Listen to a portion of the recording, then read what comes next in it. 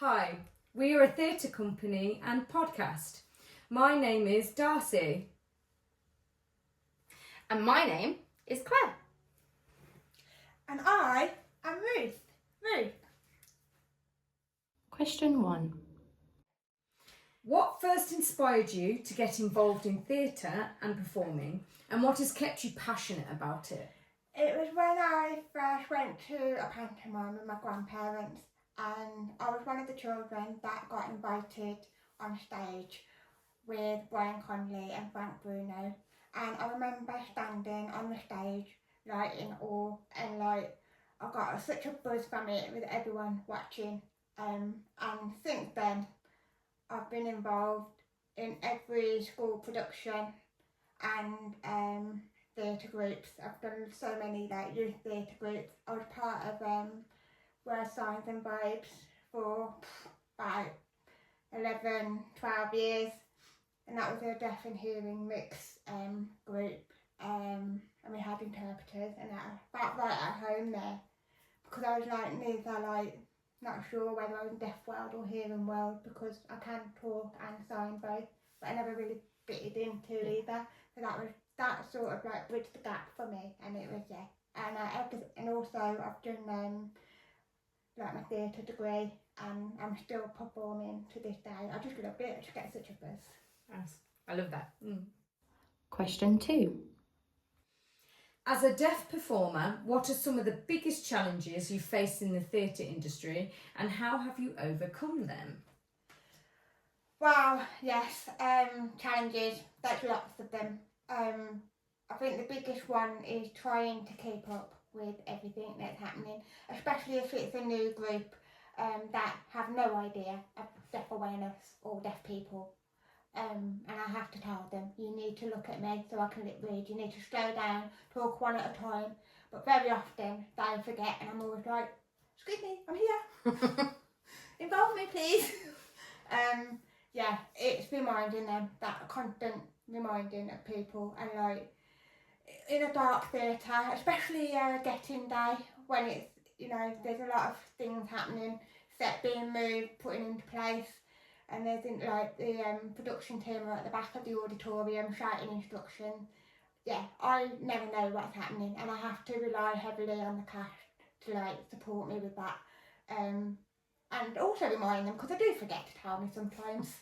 I just say what they're saying, and they tell me. But yeah, it's hard work. It's very hard work. Also, like with music as well, because I don't always hear the music on stage. Because what works best for me is having a speaker facing me, but most of the time, well, all of the time, speakers are facing out to the audience, as they should do.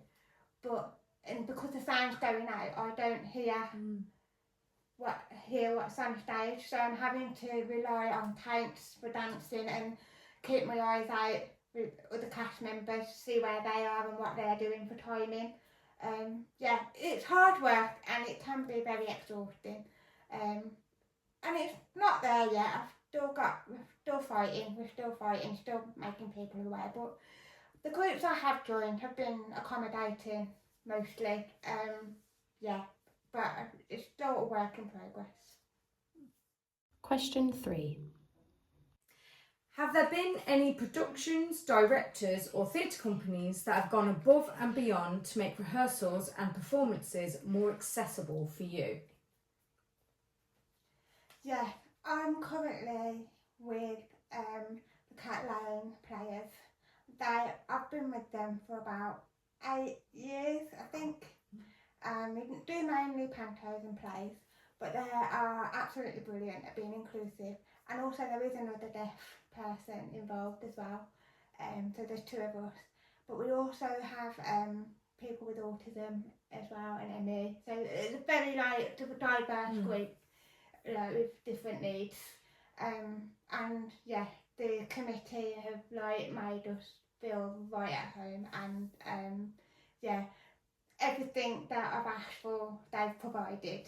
And every panto now, we have a assigned performance. And we try and do it for plays, but it's a bit difficult sometimes. It's in the summer, and a lot of people are busy. and the interpreters are like in high demand. So yeah, but yeah, everything that I've asked for, they've provided. My cues, when I've got lines, we all have a visual cue. I did one play. We was having a conversation, but I didn't always know when he finished talking. So he'd just tap the table to let me know that he's finished. Like the subtle things. And also, like Manor Theatre Company recently I did We Will Rock You. And there was one dance, because I was struggling to hear the music in this number and when to start, because it was quite a quiet start. And we were in like a position, and she was in front with her hand behind her back, just counting me in when to go, when to start. Yeah, it's just little things like that. And also, Manor Theatre Company had speakers facing in, which was brilliant. Yeah, so I could hear the music mostly hear the music. So yeah, it was, yeah. So we're not quite there. Like, I mean, there's other theatre groups that need more work and more, like, I need to fight with them. But hopefully, eventually, we'll get there one day. Yeah. Everyone. For everyone, yeah. Question 4. If you could change one thing about the theatre industry to make it more inclusive and accessible for deaf performers, what would it be? When they first decided to do a show, accessibility should be at the forefront and not like an afterthought. Very often, I'll give you an example. I went to see Rent last week, and to be honest, in their defence, it was a last minute arrangement to have a BSL interpreter because I requested one. I've got friends in the show and I wanted to go and see them. I said, well, if there's a BSL interpreter there, I'll be there. And I managed to get one. They organised one. But she wasn't on stage. She was a couple of rows to the side. I was here. So I had a quick neck all night and missed half the action. Right. Yeah. So just think about where you're putting your interpreters, captions. I went to see Moulin Rouge, captioned performance. Thought I had really good seats, right by the captions. Big elephant in the way, hanging off the royal box. I was like, great. Fortunately, I could see the other side. So fortunately, I could read that far. But yeah, I just think about it. We Will Rock You. Another company did We Will Rock You. I went to see them at the Alexander Theatre. Interpreter was great, in the right place, had spotlight, everything. But they used strobe lighting and LED lights, and there were times when she went in darkness or the light was directly behind her and it was blinding me. Couldn't quite catch what she was saying. See what she's in. Yeah, but so yeah, just think about where, making it accessible. Think about the interpreter, think about your lighting, think about staging. I mean, I would love it if we had more deaf performers on stage, or use of BSL on stage with the actors signing. And like clever use of captioning as well, rather than just having it on the side, have it on the screen, or just be more inclusive, people. So you'd say the interpreter in the right place? Yeah. So that deaf performers just can think see. about, because like it can be like split focus a lot of the time. Are you looking? Yeah, when you're watching.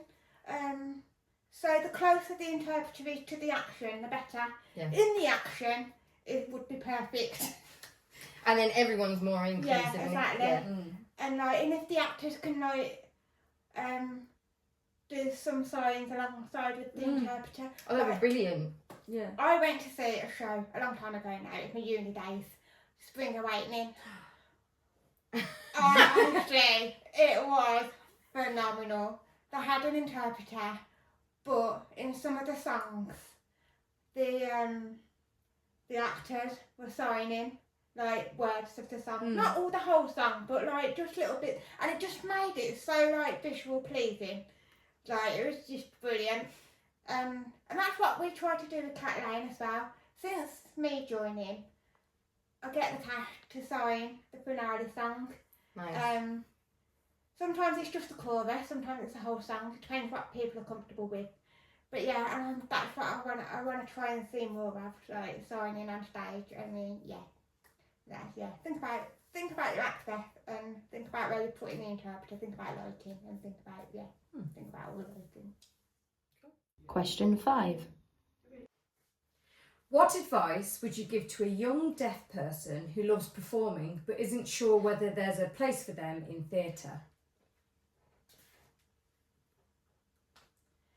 I would say just be confident, be yourself, and fight for what you need. Advocate yourself, tell them, remind them, and if they don't listen, then you know you're not in the right group. But you will find a group. There is a group out there for everyone.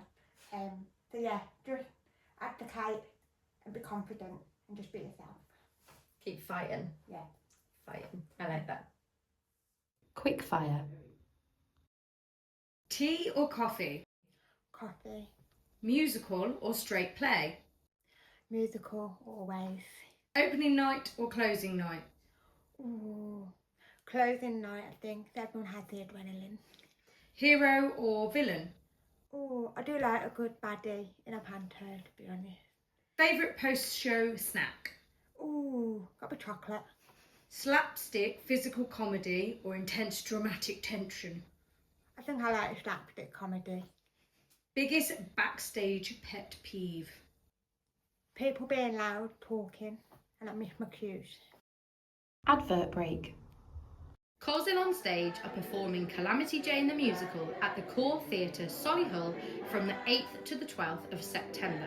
You can book online or contact John on 079 35 35 1539.